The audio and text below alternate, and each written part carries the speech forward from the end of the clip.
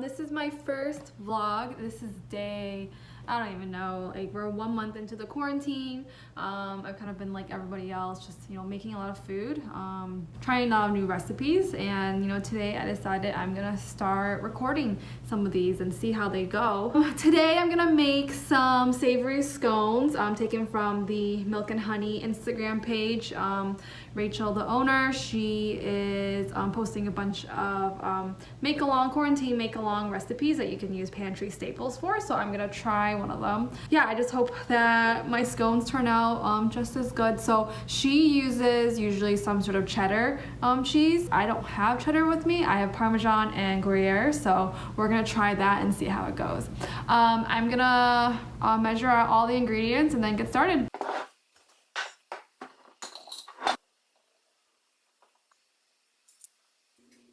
Now in here I have flour, salt, sugar, and baking powder. So these are all the dry ingredients. So in her recipe, she uses 2 cups of flour and so on. I'm gonna have it just because I am kind of running low on the flour. So I'm gonna measure out the butter and then mix it in. So next what we're gonna do is just mix this together. I don't have a mixer, so this will just have to do. And then I'm gonna add in some cheese and then seasoning and then the heavy cream. So I put some thyme that I had, black pepper, garlic powder, and onion flakes. Oh, and some paprika. Honestly, I just put a bunch of random stuff in, so if it tastes bad, then it's nobody's fault but my own. Now we're gonna start mixing. I forgot I had to narrate, so here is a voiceover instead. Here I am mixing the dough together, and then I poured it onto the cutting board thinking that I could just, you know, combine it together there. But as you can see, the dough is pretty dry and there are tons of crumbs. Failure. So then I just put it back into the mixing bowl, poured a little bit more of heavy cream into it, and then did it all over again. The dough has loosely formed. There's a bunch of like little crumbs. I'm working hard on getting them to stick to the rest of the dough. Okay, now loosely it's combined. So what we're gonna do is just, okay. Oh, this is pretty good. This is actually pretty good. It's coming along. Okay, I'm gonna squeeze it down a little bit. Oh my gosh, my work surface is a mess. And then I'm just gonna cut it into 4ths.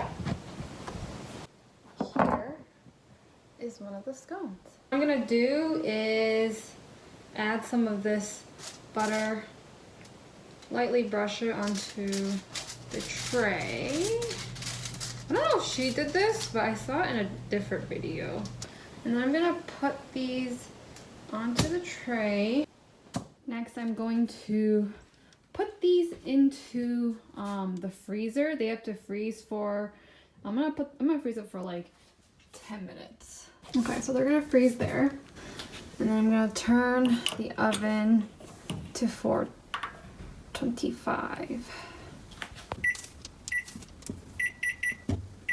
The scones are in the freezer, the oven is preheating.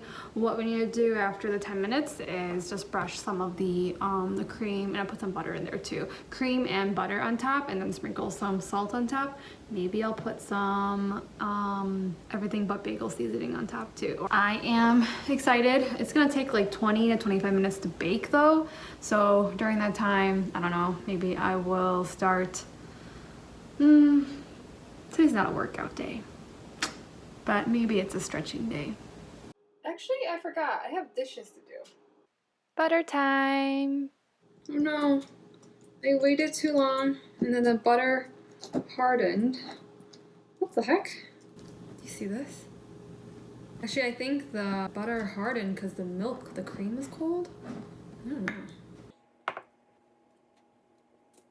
I'm gonna sprinkle some everything but bagel seasoning to some of them.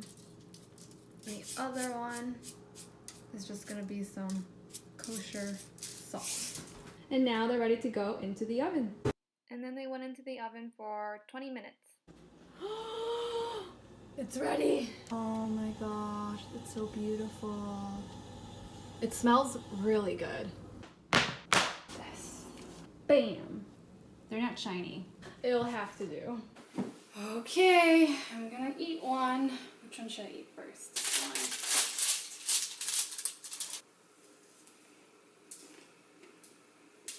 one.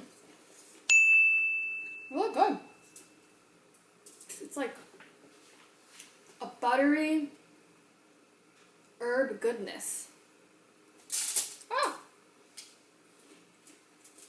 It's like pretty dry on the outside,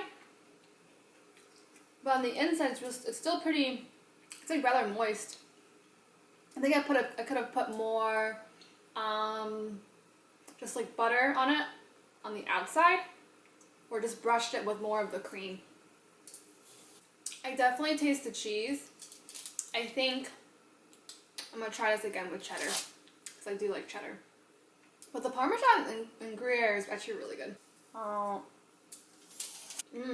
Alright, overall, I really like this recipe. It was pretty easy to make, not that many ingredients, pretty common ingredients, and the instructions were really good. It was an Instagram story from Milk and Honey, and yeah, it was actually really easy to kind of do. The only part that kind of tripped me up was the dough, because some of the dry pieces wouldn't combine, but other than that, it was really good. Okay, the more I ate it, the more I realized that I think I cut the slices too big, so it's a little bit gooey on the sides. So I cut them in half and then baked them just for a couple of minutes longer, and then now they're okay. So yeah, don't make them as big as I made them.